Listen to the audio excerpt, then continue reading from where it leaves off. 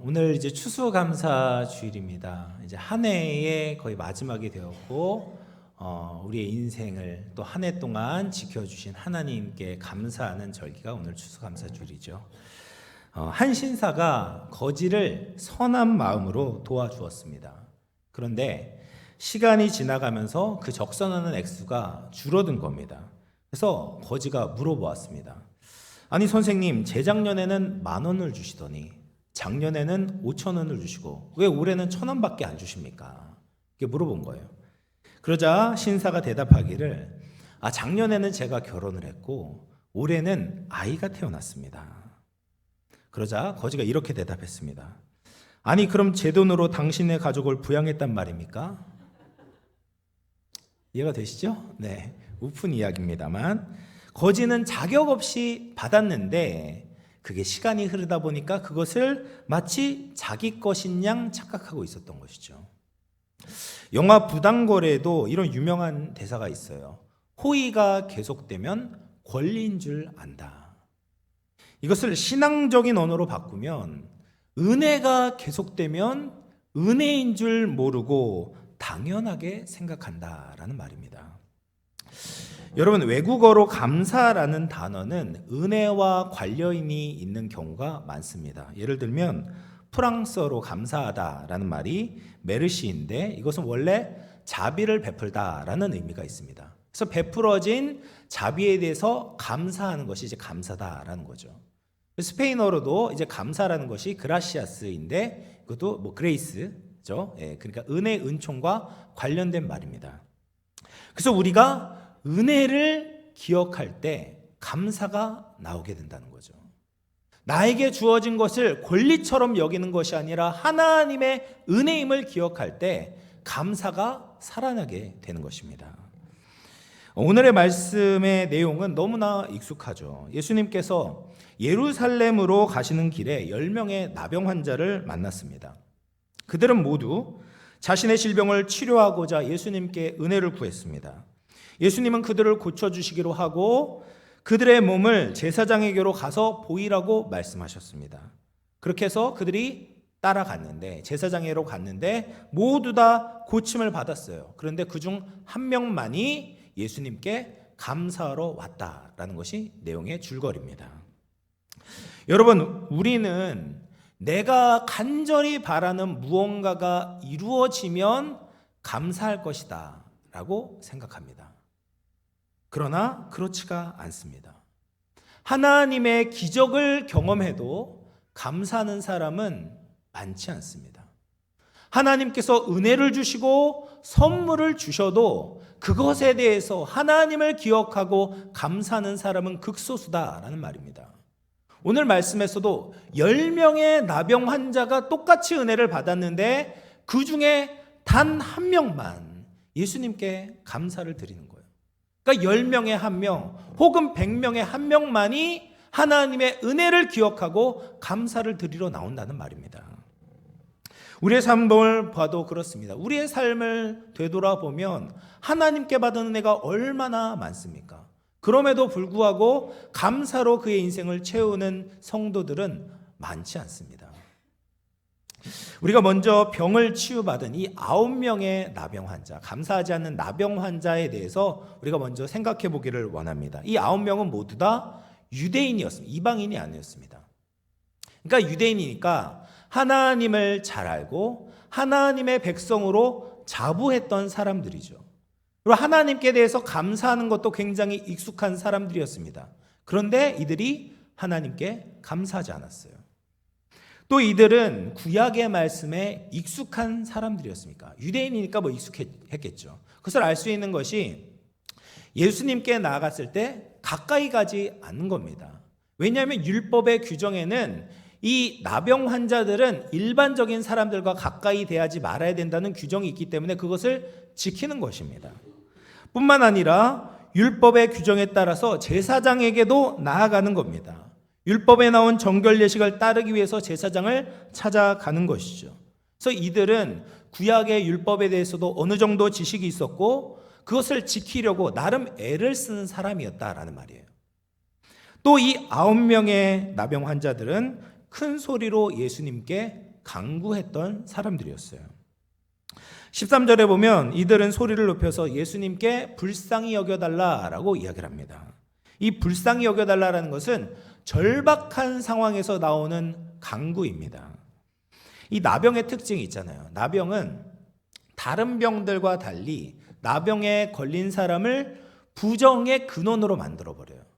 그래서 나병 환자, 나병이 생기게 되면 이 사람은 그 누구와도 접촉할 수가 없습니다. 그래서 의사도 그를 돌볼 수가 없는 거예요. 왜냐하면 그에게 가까이 갔다가는 자신이 부정해지기 때문에 의사도 진찰할 수 없고 치료를 할 수가 없는 겁니다. 그리고 모든 일상적인 생활을 중단해야 되는 거예요. 가족과 친구 관계도 끊어지고 자신이 하던 일도 모두 다 내려놓고 일반적인 사람들과 고립되고 격리되어 살아가야 했습니다.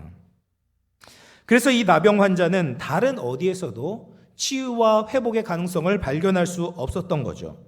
그럼 그들에게 병든 자를 치유하시는 예수님에 대한 소식이 들려왔고 그 예수님이 마침 그들의 마을 안으로 들어오신다는 것입니다.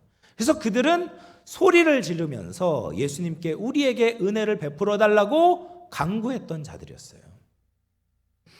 또 이 9명은 예수님의 말씀을 듣고 순종했던 사람들이었어요. 예수님은 그들의 간구를 듣고 제사장에게 너희의 몸을 보이라고 말씀하셨습니다. 이 말씀을 따르기 위해서는 어느 정도의 믿음이 필요했습니다. 왜냐하면 나병 환자들은 다 깨끗함을 받기 전에는 제사장에게 나아갈 수 없었어요. 근데 예수님께서 이 말씀을 하셨을 때는 제사장에게 가라고 하셨을 때는 아직 완치되기 전이었습니다. 그래서 그 예수님의 말씀을 순종하기 위해서는 어느 정도의 믿음이 필요했다라는 거예요. 그러면 이 9명을 보면 오래도록 신앙생활을 하고 있는 신자의 모습과 굉장히 유사하다는 것을 발견하게 됩니다. 이들은 어느 정도 말씀과 전통을 알고 어떻게 예수님께 나아가야 하는지 알고 있습니다. 또 자신의 문제가 있을 때 예수님께 부르짖는 기도도 드릴 수 있는 자들이죠. 또 문제를 돌파하기 위해서 순종을 해본 경험도 있었습니다. 여러분, 이 정도 신앙생활을 하면 꽤 괜찮은 성도다라고 생각할 수 있지 않겠습니까? 그런데 이 9명의 유대인 나병 환자들은 예수님께 감사하지 않는 겁니다. 신앙생활도 열심히 하고 큰 은혜도 입었다면 감사할 법한데 감사하지 않는 거예요. 우리도 마찬가지입니다. 신앙생활의 연수가 길다고 해서 또 특별한 영적 경험이 있다고 해서 우리의 삶이 감사로 채워지는 것이 아니다라는 말입니다. 그러면 왜 그들은 감사하지 못했을까요?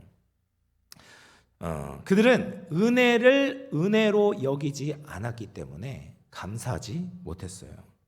그들은 기적적인 치유를 경험했지만 그것이 예수님의 은혜로 일어났다라는 것을 온전히 받아들이지 않았습니다. 왜요? 그들은 유대인이라는 어떤 선민의식이 있잖아요. 그리고 율법을 지키고 있잖아요. 나름 율법을 지키고 있어요. 그 예수님께 부르짖었습니다. 예수님의 말씀을 듣고 순종했기 때문에 나의 이런 행위 때문에 이런 기적이 왔다, 이런 치유가 왔다라는 생각이 들었던 것입니다. 예수님이 아닌 자신의 행위에 더 초점을 맞추게 되면 은혜가 더 이상 은혜로 여겨지지 않는 겁니다. 이것은 나의 열심 때문에 생긴 열매인 겁니다. 이 고침과 치유는 나의 노력에서부터 온 당연한 결과로 여겨지게 되면 감사하지 않는 거예요. 우리가 잘 아는 은혜라는 찬양이 있지 않습니까? 내 삶에 당연한 것 하나도 없었다. 여러분, 이것이 감사의 그 마음 아니겠습니까? 그런데 내게 주어진 것이 당연하다라고 여겨지면 그것은 은혜가 아니고 감사가 나오지 않는 겁니다. 나병 환자의 치유를 보면 사실 그들의 행위에 달려있는 것이 아니었습니다. 부르짖는 것과 치유는, 기도와 치유는 엄밀히 따지면 아무런 관련이 없는 거예요. 여러분, 아무리 헛된 우상 앞에서 옷을 찢고 금식하며 기도해 보십시오. 그 기도가 이루어집니까? 안 이루어져요. 또 순종도 마찬가지입니다. 아무리 말을 잘 듣고 순종하는 사람이라고 해도 다른 사람의 말을 듣고 순종했다면 그런 기적과 치유는 일어나지 않았습니다. 다시 말해서 나병 환자의 고침은 자신의 행위와 열심에서 나온 것이 아니라 전적인 예수님의 은혜에서 나왔다라는 것을 기억해야 되는 겁니다. 그럼에도 불구하고 우리는 자꾸 예수님의 은혜가 아닌 나의 행위에 초점을 맞추는 거예요. 물론 9명의 유대인들이 예수님의 말씀에 대해서 반응한 부분이 있었어요. 그러나 그런 것들이 치유의 핵심적인 열쇠가 아니다라는 거예요. 우리의 삶도 마찬가지입니다. 내가 어떤 열매를 거두게 될 때 그 안에 분명히 내가 노력한 부분이 있어요. 근데 그것이 내 삶에 주어진 것이 핵심적인 열쇠가 아니에요. 내 노력이 아닙니다. 우리 주님의 은혜로 우리에게 주어졌다라는 것을 기억할 때만이 우리가 그것을 은혜로 알고 감사하게 되는 것입니다. 사랑하는 성도 여러분, 내게 주어진 것은 당연하지 않습니다. 내가 열심히 했기 때문에 내가 모든 것을 획득했다고 나에게 공로를 돌리게 되면 예수님을 바라보지 못하는 겁니다. 우리의 모든 것은 우리 주님께서 우리에게 허락하셨습니다. 내 삶에 주님의 큰 역사를 발견하고 감사할 수 있는 우리 모든 성도님들 다 되시기를 주의 이름으로 축원을 드리겠습니다. 또 이 9명의 유대인 나병 환자들이 감사하지 못했던 이유가 있어요. 그것은 그들의 관심사가 예수님이 아니라 그들의 일상생활의 회복에 있었기 때문입니다. 이 10명의 나병 환자들이 제사장에게 자신의 몸을 보이러 가는 도중에 깨끗하게 되었습니다. 9명은 깨끗하게 된 몸을 보고 뒤도 돌아보지 않고 더 빨리 제사장에게로 달려갔을 겁니다. 왜요? 제사장에게 자신의 깨끗해진 몸을 확인을 받아야 자기 집으로 돌아가고 가족도 만나고 직장도 다시 회복하고 주위 사람들과의 관계도 회복할 수 있기 때문입니다. 다시 말해서 그들이 뒤를 돌아보지 않고 제사장에게 갔던 가장 중요한 이유는 그들의 목표가 일상생활 회복에 있었던 거예요. 그들의 안중에는 예수님이 들어오지 않았던 겁니다. 자신이 평생을 믿고 따를 분을 찾는 데는 관심이 없었던 겁니다. 예수님은 그들의 목적을 이루어주기 위해 도움을 주는 존재일 뿐인 거죠. 그러면 병이 낫게 되면 예수님의 역할은 딱 거기까지인 겁니다. 예수님이 나의 목표를 이루도록 도와주는 분 정도로 생각하는 이 초보적인 신앙생활을 하는 분들이 있어요. 내가 성공하도록 좋은 기운을 주는 분, 혹은 우리 자녀들의 안녕과 성공을 위해서 부정한 것들, 그리고 불행한 것들을 사전에 차단하는 분 정도로 예수님을 대하는 사람들이 있습니다. 이런 분들의 인생의 주인은 여전히 나인 거예요. 예수님은 내 인생을 성공하기 위한 엑스트라 정도로만 여기는 겁니다. 이런 분들에게 있어서는 아무리 기적이 일어나게 돼도 예수님께 감사하지 못하는 거예요. 이런 분들이 문제가 있으면 어떻게 합니까? 교회 열심히 다 올 수 있어요. 열심히 기도할 수 있습니다. 금식도 할 수 있어요. 그리고 봉사도 할 수 있습니다. 이렇게 열심히 하면 우리 주님이 나에게 이 기도의 제목을 들어주시지 않을까라는 기대를 가지고 이런 신앙생활을 열심히 하는 거죠. 그러다가 내가 원하는 것을 얻었습니다. 그러면 더 이상 예수님을 찾을 이유가 없어지는 거예요. 이것이 얼마나 안타까운 신앙의 모습입니까? 우리에게 물론 돈도 명예도 건강도 필요합니다. 그러나 우리의 목표는 이 땅에서 건강하고 부유한 삶을 사는 데 있지 않습니다. 그것은 과정인 거죠. 더 중요한 목표는 무엇입니까? 우리 예수님을 만나는 거예요. 내 인생의 주인, 내가 영원히 사랑받고 사랑할 우리 주님을 만나는 겁니다. 그것이 우리의 인생의 목표가 되는 겁니다. 9명의 유대인 나병 환자들은 일상 회복이 아닌 예수님이야말로 그들의 인생의 가장 소중한 선물임을 알아챘어야 된 거죠. 그러면 그분께 감사함으로 나오게 되는 것입니다. 사랑하는 성도 여러분, 예수님을 발견할 수 있기를 축복합니다. 예수님을 절대로 그냥 지나쳐서는 안 됩니다. 우리의 소정의 목표를 이루기 위해서 예수님께 등을 돌리고 달려가서는 안 되는 겁니다. 예수님께 감사해야 합니다. 이것보다 더 중요한 삶의 목표는 없습니다. 그러면 우리가 주님께로 돌아와 감사한 사람의 모습이 어떠했는가 같이 살펴볼 필요가 있겠습니다. 15절, 16절 말씀 같이 한번 읽어보겠습니다. 시작.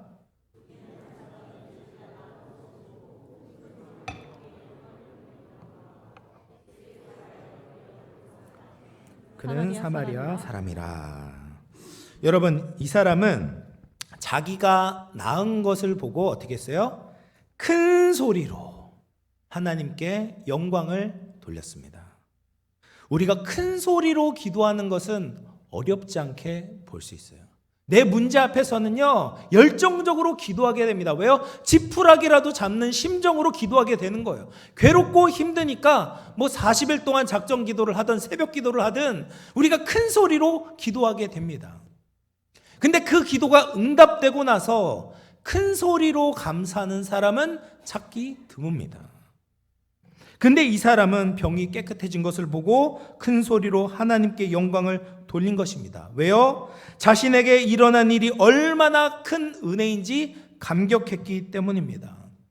이 치유를 당연하게 받아들이지 않았습니다. 하나님께 저주받은 나병에 걸렸었던 자기에게 하나님께서 은혜를 베풀어 주신 거예요. 유대인도 아니라 유대인이 개처럼 여겼던 사마리아인인 자신에게 하나님께서 큰 치유의 기적을 베풀어 주신 겁니다.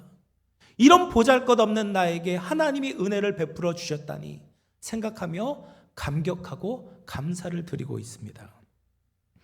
이 사람도 다른 9명의 나병 환자와 같이 똑같이 행동을 했죠. 똑같이 부르짖고 똑같이 예수님의 말씀을 지켰고 똑같이 제사장에게로 가고 있었습니다. 그런데 그는 자신의 행위를 보지 않았어요. 하나님의 은혜만 보였습니다. 은혜 받을 자격 없는 자신에게 주시는 하나님의 크신 은혜 때문에 큰 소리로 감사하지 않을 수 없었습니다. 사랑하는 성도 여러분, 우리도 큰 소리로 감사해야 되지 않겠습니까? 우리가 받은 은혜가 이 나병 환자보다 결코 작지 않습니다. 우리는 그 은혜에 합당한 감사를 드려야 합니다. 마음을 다해 크게 감사를 표현해야 합니다. 이 사마리아인처럼 은혜를 크게 느끼고 큰 소리로 크게 마음을 다해서 하나님께 감사할 수 있는 저와 여러분 될 수 있기를 주의 이름으로 축원을 드리겠습니다. 그리고 나서 이 사람이 어떻게 하냐면 예수님께로 돌아왔다라고 이야기해요. 돌아왔다. 여러분, 이 돌아오다라는 동사는 헬라어로 휘포스트레포라는 동사인데 이것은 출발했던 그 출발점으로 돌아오는 것을 의미합니다. 그래서 이 사마리아인은 은혜의 출발점으로 돌아온 거예요. 회복의 출발점으로 돌아온 겁니다. 생명의 출발점이신 예수 그리스도께로 돌아와 엎드려 감사하고 있는 것입니다. 감사의 기본은 돌아오는 것입니다. 감사하기 위해서는 가던 길을 멈추고 돌아와야 하는 거예요. 내가 앞으로 해야 될 일이 많이 있죠. 나의 미래의 성공을 위해서 달려갈 일이 많이 있지만 그 달려가던 길을 멈추고 돌아오는 겁니다. 내가 이렇게 살게 된 것이 어떻게 가능했는지 묵상하고 그 은혜의 출발점 되신 예수께로 돌아오는 것이 바로 감사인 것입니다. 그렇게 단 한 명 사마리아 사람만 예수님께로 돌아온 것이죠. 치유라는 표면적인 기적을 넘어서서 그가 돌아가야 하는 분을 알아보았고 그분께 감사를 드리는 겁니다. 사랑하는 성도 여러분, 돌아와서 엎드리는 것이 감사입니다. 이 감사의 기본을 알 때 우리는 범사에 감사할 수 있습니다.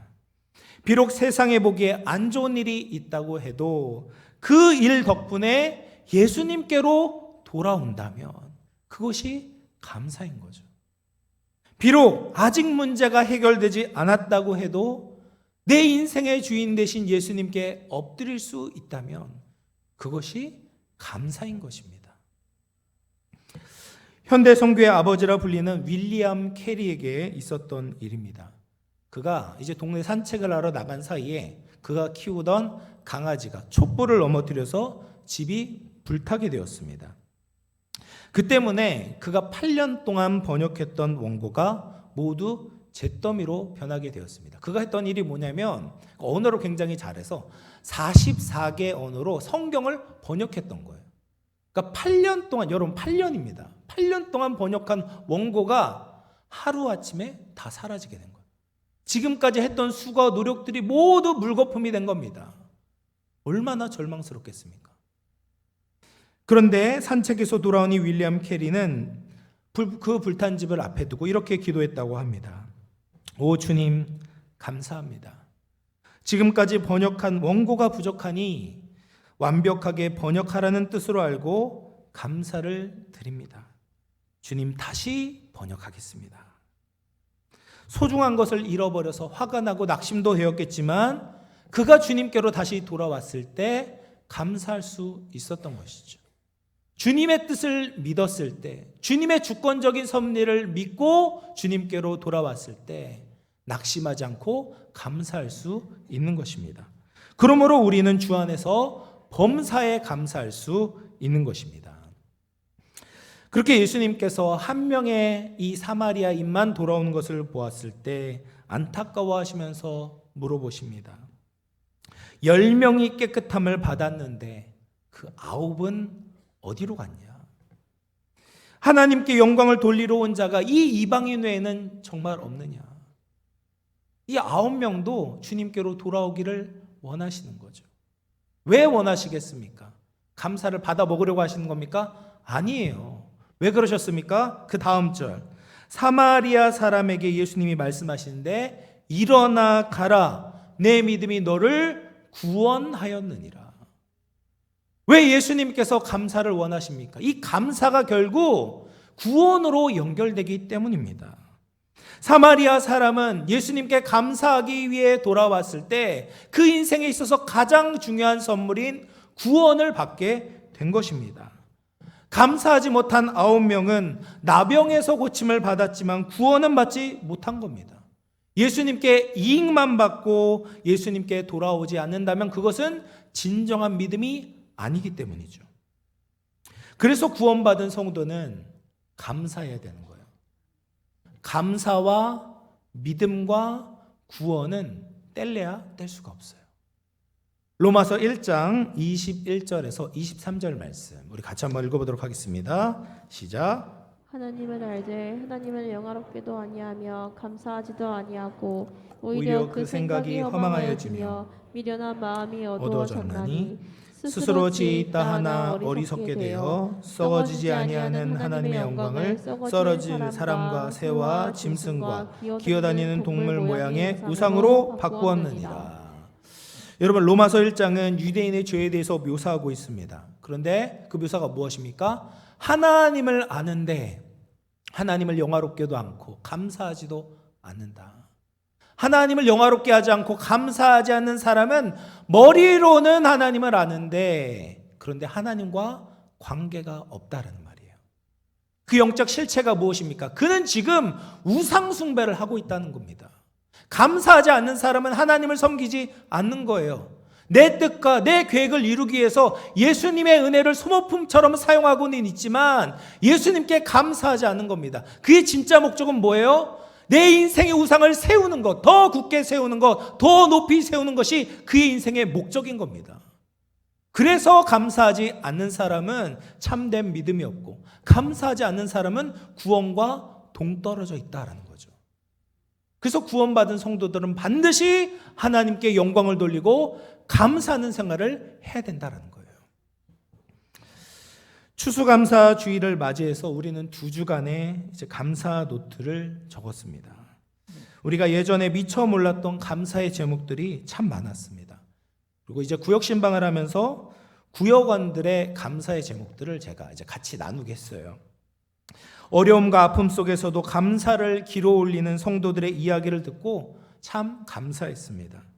그중에 이제 한 집사님의 이야기를 들었는데 이 집사님이 이제 저기 장운고 근처에 사시는 거예요. 그래서 그 집 밖에 이제 유리벽이 있네, 유리창이 있는데 거기에 축구공이 맞았는지 해서 약간 균열이 가 있었대요. 그러다가 이제 바람이 굉장히 심하게 부는 날에 그 균열이 더 심하게 가서 거기에 이 유리창이 깨지게 된 겁니다. 얼마나 위험한 상황입니까? 그래서 이걸 어떻게 해야 될지 몰라서 119 구조대에 이제 전화를 한 거예요. 그래서 구조대원이 와가지고 뭐 지금 어떻게 할 수가 없으니까 거기에 막 테이프를 막 붙였대요. 네. 더 깨지지 않도록 이 테이프를 덕지덕지 붙였다고 합니다. 얼마나 이제 낙심이 되는 상황입니까? 그런데 이 집사님이 이렇게 감사를 하는 거예요. 아, 그 유리창이 떨어져서 다른 사람들이 다치지 않아서 감사했다. 그 유리창 파편이 어디에 떨어져 가지고 어떤 차가 뭐 파손되거나 이렇게 되지 않아서 감사했습니다. 이렇게 힘들었지만 고생했지만 감사를 나누더라고요. 여러분, 감사를 찾으려고 할 때 우리의 인생 가운데 하나님의 은혜의 손길을 발견하게 되죠. 감사는 하나님의 은혜를 더 풍성하게 하는 믿음이 되는 겁니다. 그래서 성도는 감사해야 하는 것이죠. 내 삶을 변화시키는 감사의 기적이라는 책에서 이 황성주 박사가 감사력이라는 말을 썼습니다. 감사력이라는 것은 이제 감사할 수 있는 능력인데, 이 감사력은 선천적으로 타고나는 것이 아니라 우리가 훈련으로 만들어질 수 있는 마음의 능력이다라는 거예요. 그래서 이 감사력을 4단계로 나누었는데, 첫 번째 단계가 뭐냐? 1단계. 감사한 일을 선물로 받아들이면서 감사하는 능력이다라는 거예요. 그러므로 감사죠. 그러므로 감사. 감사한 일이 생겼어요. 근데 사실 이 1단계 감사도 못한 사람들이 너무 많죠. 1단계 감사가 이다. 그러므로 감사. 2단계 감사가 무엇입니까? 감사하지 않는 일에도 겸허하게 감사하는 능력이다. 이것을 그럼에도 불구하고의 감사다라고 볼 수 있겠죠. 감사하지 않는 일이에요. 근데 그것도 겸허하게 감사할 수 있는 능력. 3단계 능력은 절대적인 믿음으로 감사거리를 찾아 기도하는 능력입니다. 어떤 일에도 감사할 수 있는 거죠. 절대 감사, 범사에 감사하는 것이 이 3단계다라고 볼 수 있습니다. 이 4단계는 불평 모드에서 감사 모드로 무의식적으로 전환하는 능력입니다. 이제 감사와 삶이 일치가 된 거예요. 그래서 우리 그리스도인들은 이 3단계, 4단계까지 나아가야 된다.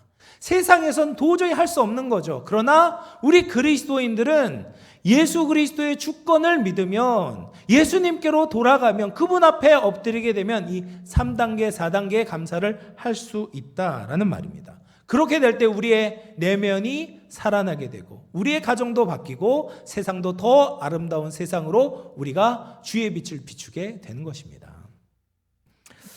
2007년 이제 1월에 백혈병으로 13살의 어린 나이에 세상을 떠난 이정표라는 이름의 어린이가 있습니다. 이 어린이의 꿈은 원래 어렸을 때부터 작가였다고 해요. 그래서 글짓기 대회에 나가서 이제 상을 받곤 했는데, 이 어린이가 초등학교 5학년 때 백혈병이 발병이 된 겁니다. 그러면서 1년 9개월 동안 투병 일기를 썼고, 그 엄마가 이 정표 어린이가 세상을 떠난 후에 그것을 편집을 해서 정표 이야기라는 책을 출간하게 되었습니다. 근데 그 책 안에 이런 내용이 있습니다. 이 정표 어린이가 이제 골수 이식을 받았거든요. 골수 이식을 받고 나서 엄마에게 이렇게 말했다고 합니다.